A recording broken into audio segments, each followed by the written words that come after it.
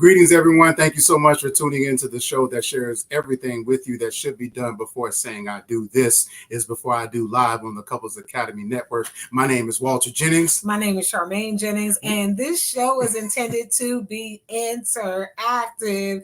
Yes, we want to hear from you. And so when we post the Speak Now or Forever Hold Your Peace, don't hold your peace. Like, we say that, but we don't want you to hold your peace. We want to know what your experiences are, what things are happening right now. And this is your opportunity to hear from us. Our topic today is, how do I establish healthy boundaries? The B word.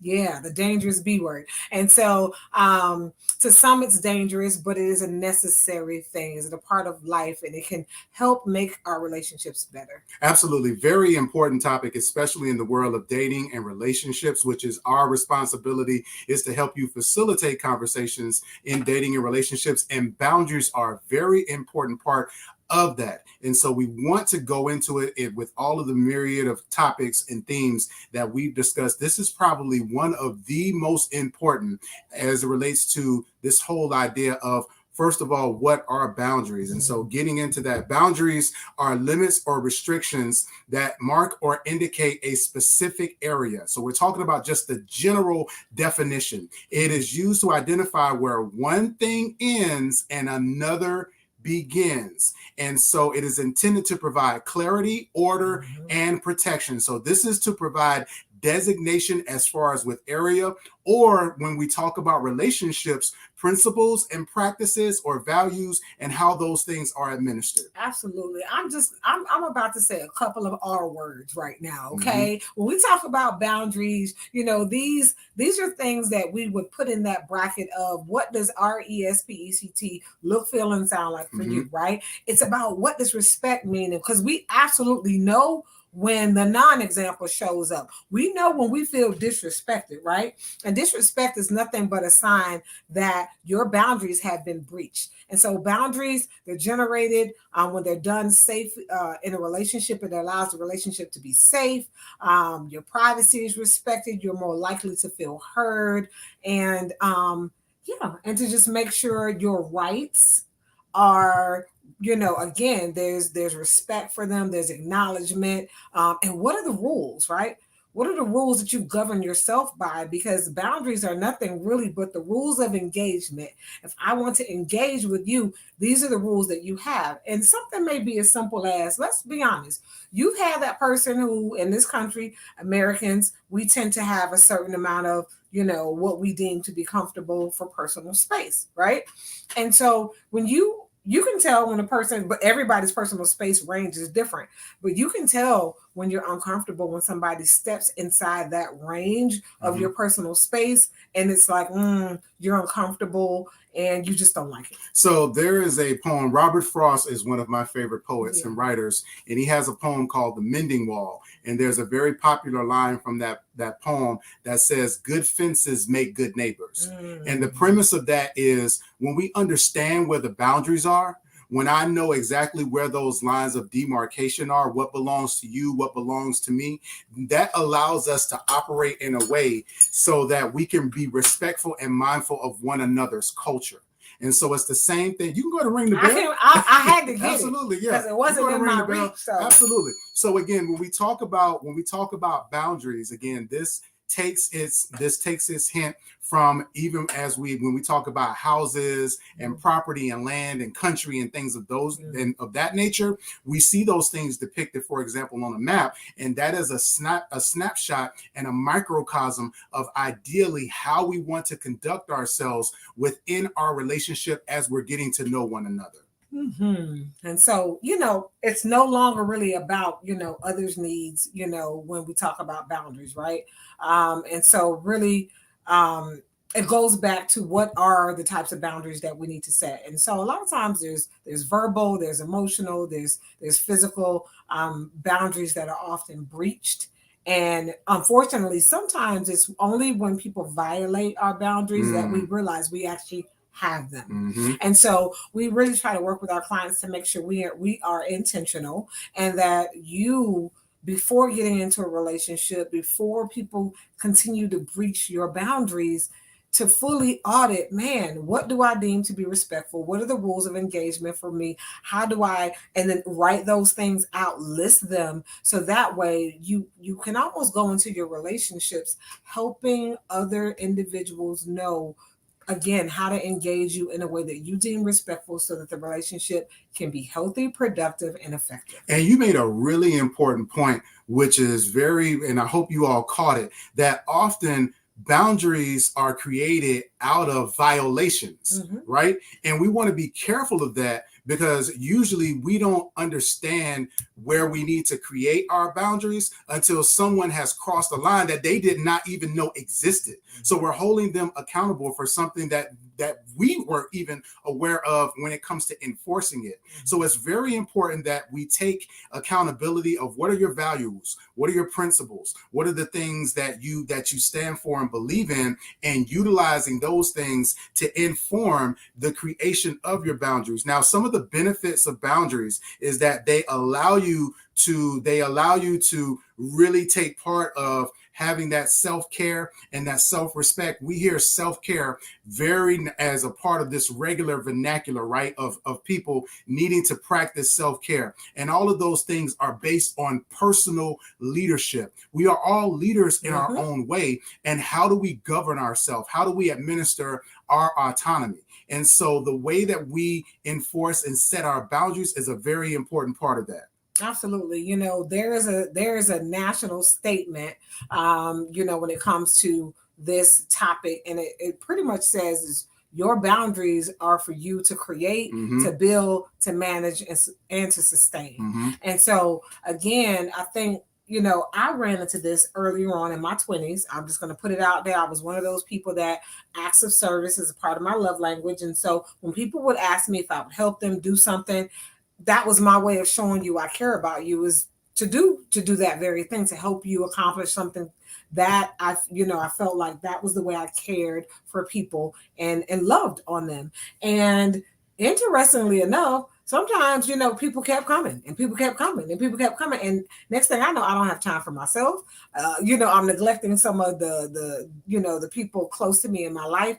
And at some point I struggled to say no, because again, I didn't want people to think I didn't love you and I don't care about you. So I used to get frustrated that they would keep asking me, right? But no, those boundaries were mine to create, to develop, to manage, and to sustain. And so instead of getting frustrated, like, well, why do they keep asking me? Oh my gosh, that's so rude, disrespectful. I would never ask anybody to do that. That is such a big ask. That's you. But that's not other people. When people need and they have a dire need, it could be a small need to them, but it could be a big need for them, and it sounds very small to you. But people will ask when they need help. And so we can't get upset when people ask us things, even if we feel like it's too big. You know, we have to be able to set the boundaries, say no, say not now, not yet, you know, help support them with knowledge or whatever. But you have to be able to set the boundary for yourself. You're tuned into Before I Do. Tonight, we are talking about how to establish healthy boundaries. And we only have one speak now question because it is that layered, it is that thick for tonight. And so the question is, what has been your experience with establishing boundaries in your romantic relationships? Were you challenged with creating and instituting them? What have you learned about yourself based on your creation of boundaries? And so be sure to put your comments and your answers in the chat. We absolutely want to hear them. I know that for me, I was really challenged with creating boundaries because I'm an overcoming people pleaser. And so this whole idea of wanting people to like me and again, wanting people to be happy and satisfied with me, you know, it leads you to a place where you begin to become this martyr. And you have this sacrificial attitude that you gotta fall on the sword for everybody and make sure that they have what they need. And you're pouring oftentimes from an empty cup, not realizing that you can't even show up as your best self when you're constantly giving out to everyone else. And so one of the things that I learned about me is that I could be of greater service to the world if I put my self-care as a priority. If I set set a priority to make sure that I was in a good, healthy space, that I learned how to say no, that I didn't get angry at people again for asking me to do certain things, but actually govern myself accordingly, that I could actually show up for the world, and I was a healthier person as well. Right. And so for me, the creation of boundaries, especially in my romantic relationships, because I am a giver, I'm a romantic at heart. I would oftentimes get angry because certain things weren't reciprocated. But again, a lot of those were those unspoken expectations where I am doing things to actually get something in return. Ouch. So even last week when we talked about love bombing, right? Where I was an unintentional love bomber and didn't recognize that, again, I was trying to fill my cup through what I was doing for other people. Wow. And that was not a good model. That was not something that was authentic. And it wasn't something that was genuine to the love and the appreciation for the relationship. When what I needed to do was to take a step back, again, be mindful of my values and principles, and to allow myself to be governed by that, and not allow myself to be overworked in trying to satisfy and please other people, but make sure that I was in a good, healthy space. You know what? And let me tell you, because the word no can feel so hard. Absolutely. I mean, let's be honest. It's hard to look somebody in their face when they're asking you and to say no, because, you know, first of all, you put yourself in their shoes, right? When you're a giver, you put yourself in their shoes. It's hard to open up your mouth and ask someone, because you yourself find it hard to ask for help. So you know it took guts for them to ask you for help. And so it's hard to tell people no. But one thing that we have been adamant about telling our clients when it comes to setting healthy boundaries is for everything, and it helps give them perspective. For every yes, if you distribute yeses like a deck of cards, for every yes you distribute, you are also distributing a no. If you tell this person yes, and their project is going to take 5 hours of your time, you just said no to 5 hours of something else you were supposed to be doing, should have been doing, et cetera, et cetera. So when you give your yeses, when you distribute those yeses, you need to be very sure about your why. Why did you say yes? And did you get permission? If you're a spiritual person, ask God, did God give you permission to say yes? Or should it have been a not now? Right? Because sometimes people will run to you and make you their God, essentially, instead of building their own stamina and strength to go and pray about it, or to see what are the resources they have. They will make you an idol, a God, right? And they will expect you to do things that really they could either do themselves, or maybe God has already assigned someone else to do it. Absolutely. We don't want to become an enabler or an inhibitor to other people's growth. So once again, our Speak Now question of the night: what has been your experience with establishing boundaries in your romantic relationships? Were you challenged with creating and instituting them? And what have you learned about yourself based on boundaries? Be sure to put your comments and your questions in the chat. We are going to take a really brief commercial break, and we'll be right back with more Before I Do. What is the best gift or investment for a newly engaged couple? What do couples really need? Proactive, transparent synergy. They need to synthesize a 12-week premarital group counseling experience that combines the mind, heart, mission, and vision for an effective future. No matter the age or life experience, this research-based curriculum will help to increase marriage resilience by 30%. Why choose Synthesize for premarital counseling? 1, to better understand yourself and your partner, and to audit your past and present condition in order to be a proactive couple. 2, to engage in crucial conversations about finances, communication, sex, and intimacy, to be fully and completely transparent. 3, to develop a unified vision and mission in order to embody high levels of synergy. Give the gift that builds proactive, transparent synergy. Synthesize.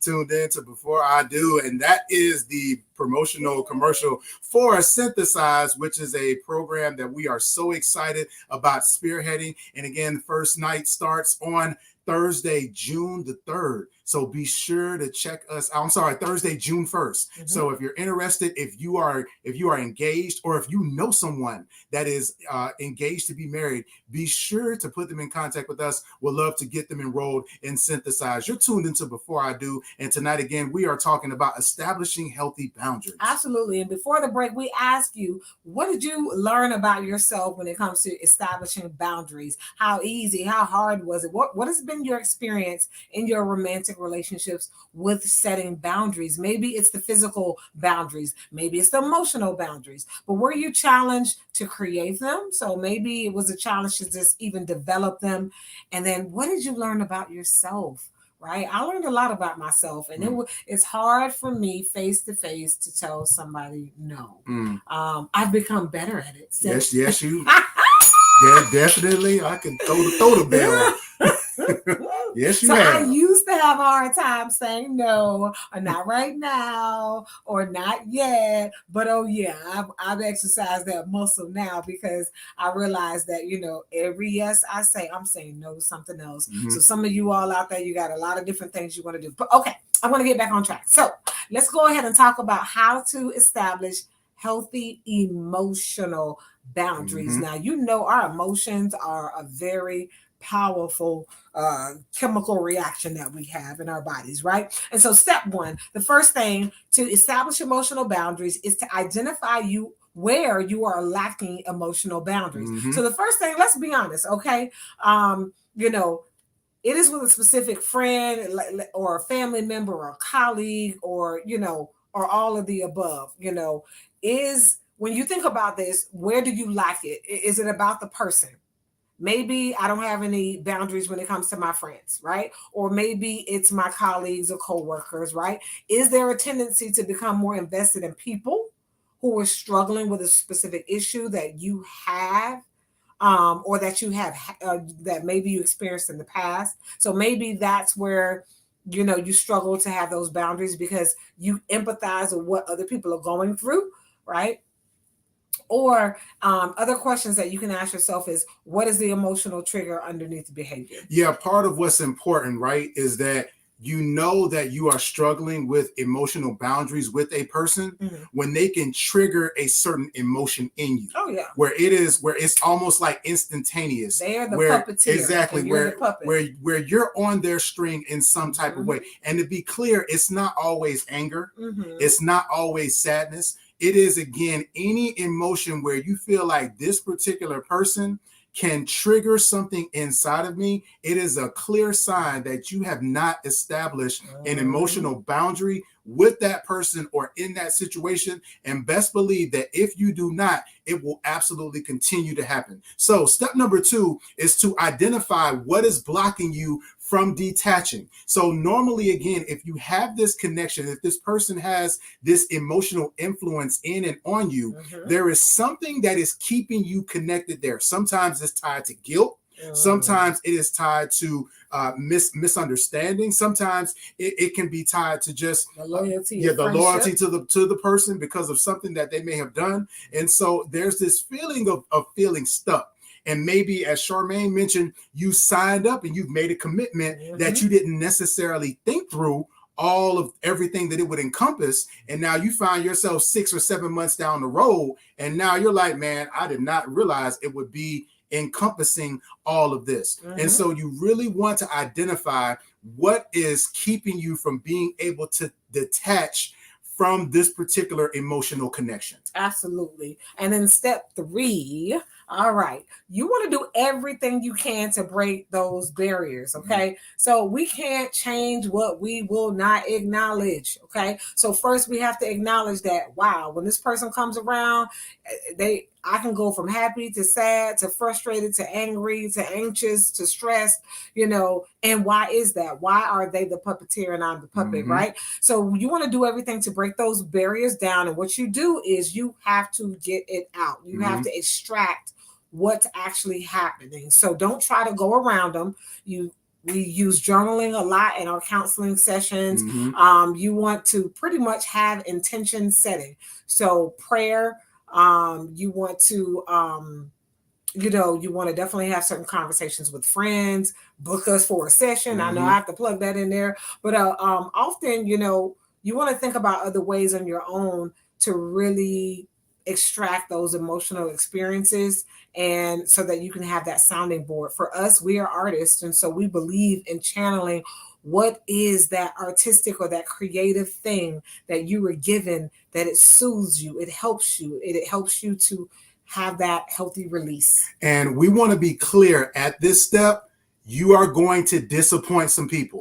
They're going, can you ring the bell for me on that one, please? There are going to be some people that are going to be upset with you. There are going to be some people that are disappointed in you. There may be even some people that will say some harmful things to you. Yes. But that does not negate what you need to do. Don't let that deter you from doing what you need to do in order to break that tie, to make sure that you create that you break that emotional tie that particular person has, because it's very important, again, to that self-care and that self-respect. And so it's very important that you break that barrier down. Now, step number 4, you want to be specific and clear about your needs. So you've broken that connection. Now, what exactly do you need to be emotionally safe and healthy? And bear in mind that no one gets a vote in that. Now, there may be some trusted individuals that you may want to bring into helping to advise you as it relates to how you show up and giving you insight, but you need to be the one that exercises autonomy in exactly what it is that you need. And the only way to do that is to be honest and to be transparent with yourself, hearing from others that you trust how you show up, but being clear about exactly what it is that you need is going to be really important in figuring out exactly where you need to create those parameters. Literally, and I love when we talk about emotional boundaries, because this goes back to what is the ideal emotion that you want to really how you want to show up, right? And so the biggest thing is, to me, is peace. I want my peace. And so if you find yourself saying that, oh, this person makes me mad, this person frustrates me, oh gosh, here they come, then again, what do you need to do to make sure you maintain your sense of peace? Step 5. This is your one. This is Charmaine's phrase right here, boy. All right. And you've heard it before. Step 5, remember the oxygen mask on the airplane. The bottom line is, what do you need to live? And for me, life is my peace. And I used to allow people like, oh, people will take your peace. Can they really take something? Or did you give it away? And so I challenge you, you have to keep your peace. And so the way that you do that is you are responsible in making sure that you're gifting yourself the things that you need to be healthy. And so I realized, when I'm exhausted and I have done a whole event and I've been serving people and giving to people and I've been doing this and I've been doing that, right? And man, I've been serving for the past 3-4 days. I set this event up, I served the people. And guess what? When I come home and I'm tired and I'm laying down, and it's interesting. One time my oldest daughter said, she says, Mom, you told me you had a meeting. And I says, I do have a meeting. And she says, but you're laying down in the bed watching Netflix. I says, yes, this is my meeting with myself. And she was like, that is messed up. That's not a real meeting. It really is a meeting with myself. I have a date with myself, and I regularly have meetings with myself. And as an introvert, it's really important for me to have my quiet time. And so she was like, well, you told such and such you have an appointment. I do. It's with myself, my television, my bed, and me. Okay. I love myself enough to spend time with myself. You must do that as well. Absolutely, everyone. Again, we're talking about setting good, healthy boundaries, and we just talked about emotional boundaries. We have a really great question from Laquita. So Laquita, hang on, because we're going to cover that. We're going to take a really quick commercial break, and we'll be right back with more. Before I do, y'all.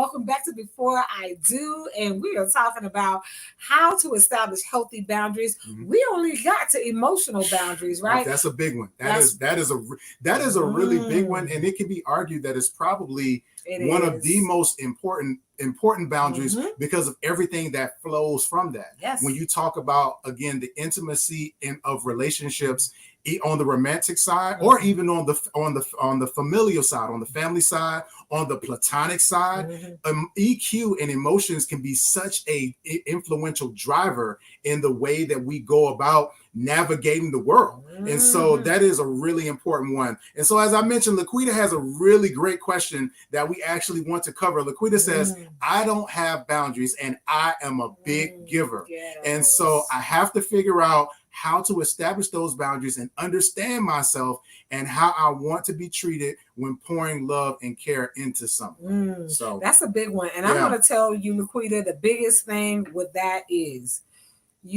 every time you give, you say you're a giver. Givers will always be attracted. First of all, they will always attract takers. Yep.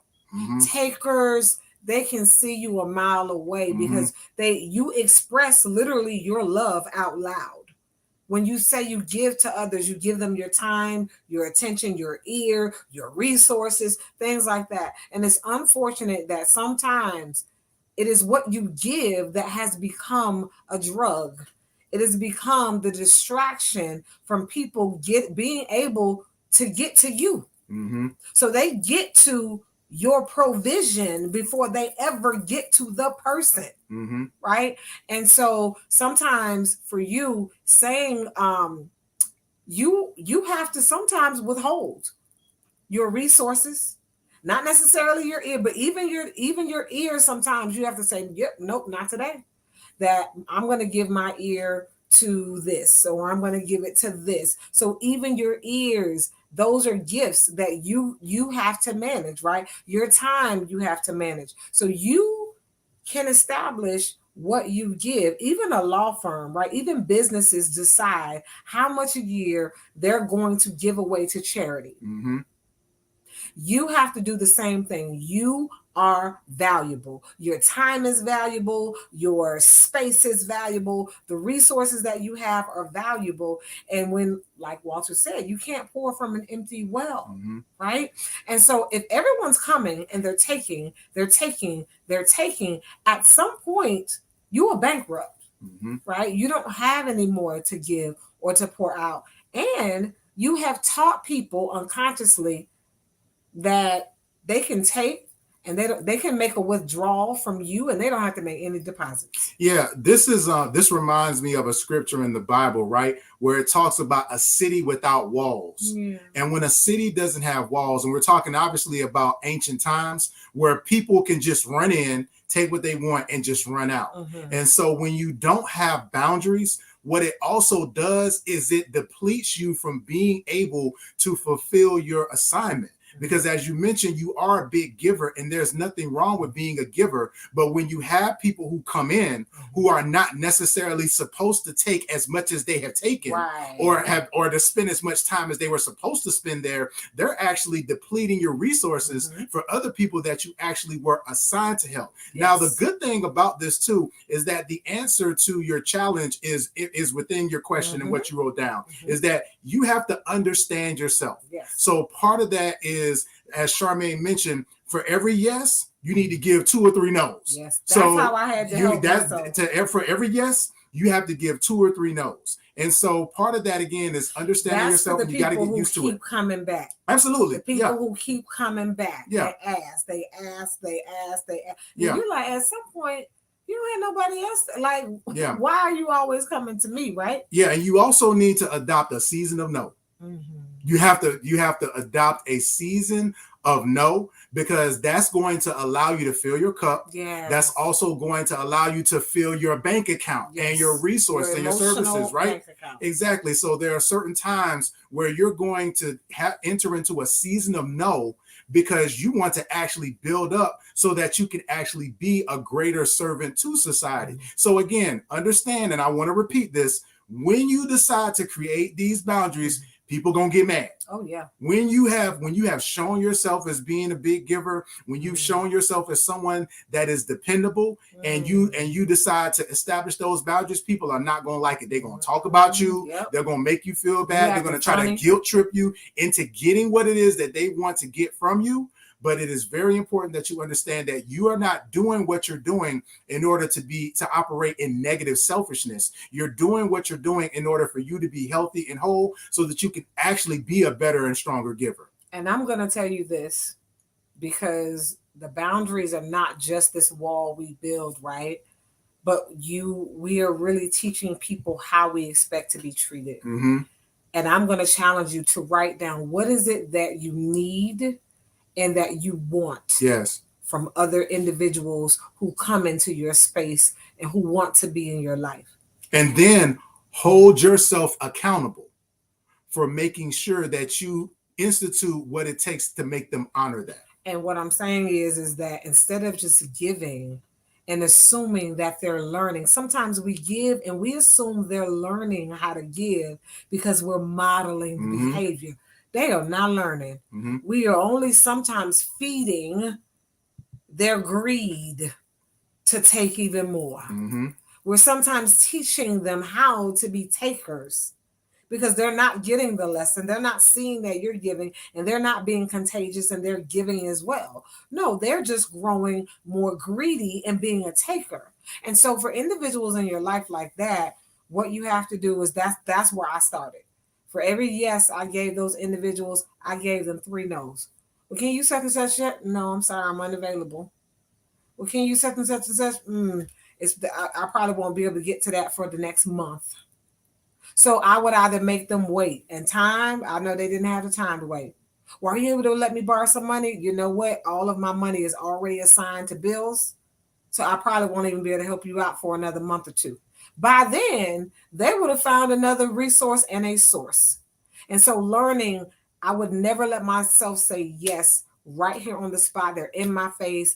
I had to write statements down. And we help clients write down statements to allow them to say no in a way that provides integrity, and they're not feeling this guilt, this shame. No, there's a way to say no in a nice way. And really establish that degree of separation. Absolutely. But thank you for sharing that. Absolutely. Thank you for that question. Yes, because there's a lot of givers out there, just like you, Laquita, that you are the one in the family. Everybody just comes and they just drain. They just drain. And they're living their best life.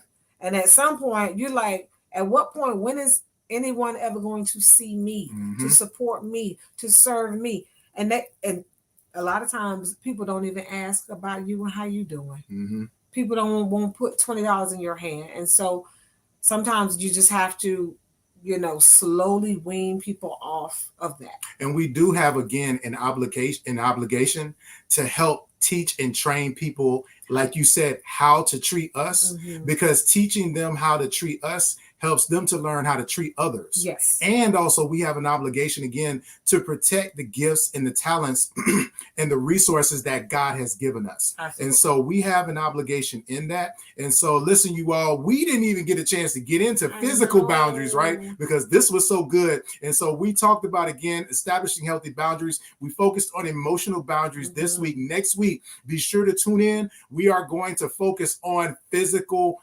boundaries. And be sure to reach out to us, book us for a session. We would love to speak with you and partner with you in your individual and collective journey. My name is Walter Jennings. My name is Charmaine Jennings. And you were getting ready to say something else too? No. Well, we're so glad that you tuned in. So before I do again this show, tell somebody about the show, like, share, and subscribe. And again, we are coming out, Couples Academy, we're coming out with a program called Synthesize. Yes. It is the best gift you can give a couple who's thinking about getting married, just got engaged. Invest. Help them invest in their relationship. Don't just buy that appliance for the wedding. Help them invest book them a session so that they can start their relationship in a healthy way. At the very minimum, tell them about Before I Do. If they have some doubts, tell them to tune in to Before I Do each and every single Wednesday night, 9:30 p.m. Eastern Standard Time, and we are happy to share with you all again the various information and facilitate courageous conversations on dating and relationships. Thanks so much for tuning in, y'all. We'll see y'all next week. Good night, everyone. What is the best gift or investment for a newly engaged couple? What do couples really need? Proactive, transparent synergy. They need to synthesize a 12-week premarital group counseling experience that combines the mind, heart, mission, and vision for an effective future.